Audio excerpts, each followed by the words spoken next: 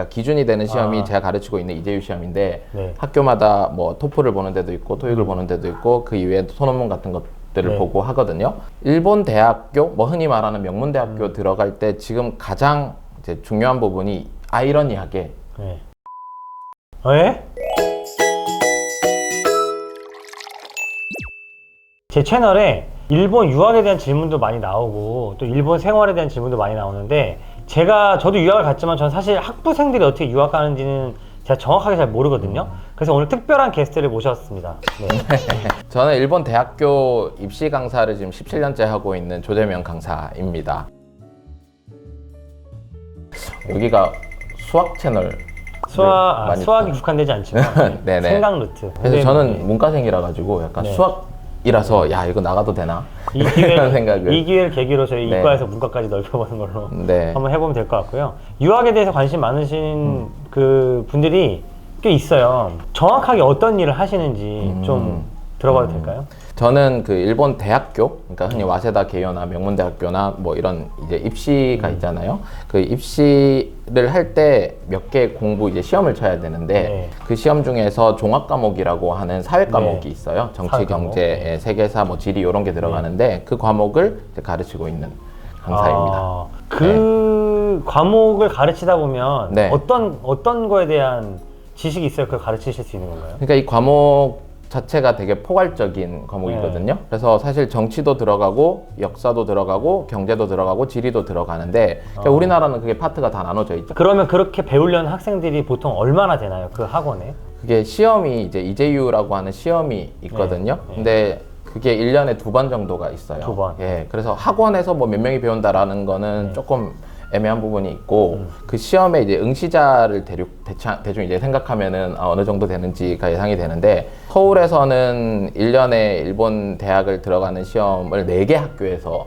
치거든요. 네네네. 그래도 그 학교마다 단위가 몇백 명 이상씩 치는 거니까 네. 우리나라에서 몇천 명 정도는 될 것 같다라는 생각이 들어요. 일본 유학을 가야지라고 이제 저한테 질문 주신 분들 가끔 있는데 보면은 일본에 유학 가고 싶어요. 근데 네. 뭘 해야 될지 아무것도 모르겠어요. 라고 말씀하시는 분들이 많아요. 이게 일본 대학교도 이제 보는 시험들이 다 달라요. 그러니까 기준이 되는 시험이 제가 가르치고 있는 이재유 시험인데 네. 학교마다 뭐 토플을 보는 데도 있고 토익을 보는 데도 있고 그 이외에 소논문 같은 것들을 네. 보고 하거든요. 일본 대학교, 뭐 흔히 말하는 명문대학교 들어갈 때 지금 가장 이제 중요한 부분이 아이러니하게 네.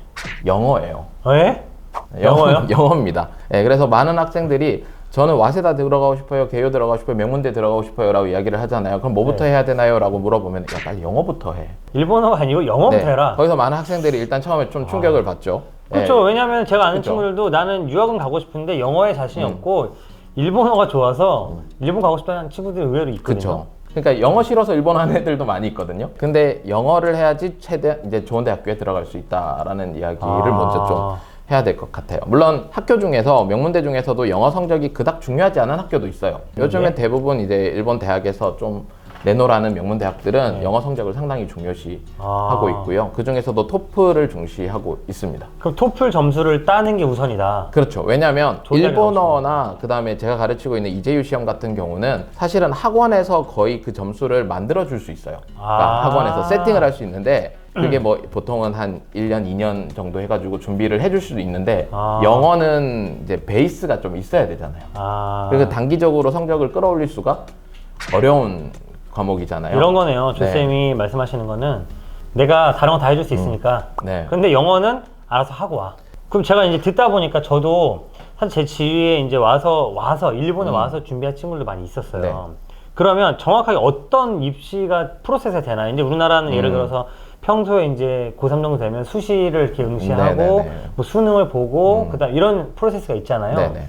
일본은 어떻게 외국인의 경우? 그러니까 외국인 전형으로 일본 대학에 들어가는 건데 네. 보통 이제 이재유 시험이라고 해서 일본 유학 시험을 무조건 응시하셔야 되고요. 자격 시험처럼. 대부분 학교에서 그걸 이제 반영을 하기 때문에 미국 사트 같은 거군요. 네, 맞아요. 그러니까 그 시험을 무조건 쳐야 되고 그 시험 점수를 가지고 대학에 원서를 내요. 근데 원서를 낼 때 보통 영어 성적도 같이 넣죠. 앞에 이야기 드렸던 것처럼. 넣을 때 토플이나, 토플이나 네, 뭐 같이 넣어야 된다. 네, 토익이나 뭐 이렇게 넣어야 되고, 그럼 학교에서 서류 전형 같은 것들을 보는 데도 있고, 아니면 바로 그냥 면접 같은 것들을 보는 데도 있고, 이게 학교마다 좀 달라요. 그리고 조금 높은 학교 같은 경우에는 이제 소논문이라고 해서 논문을 보는 데도 있고. 그건 일본어로 하는 거죠. 그렇죠, 당연히 그건 다 일본어로. 일본어도 해야 되고. 그래서 이제 일본어 외국인끼리 경쟁하는 거죠, 그래도. 그쵸. 아, 예. 일단 일본은 진짜 우리나라처럼 이재율을 치고 그걸 갖고 하는 게 아니고 이재율을 치고 네. 다시 대학 시험을 다시 친다. 대학 본고사 같은 대학마다의 시험이 있다. 네, 있다. 없는 데도 있는데 네. 보통 명문대학교들은 있다.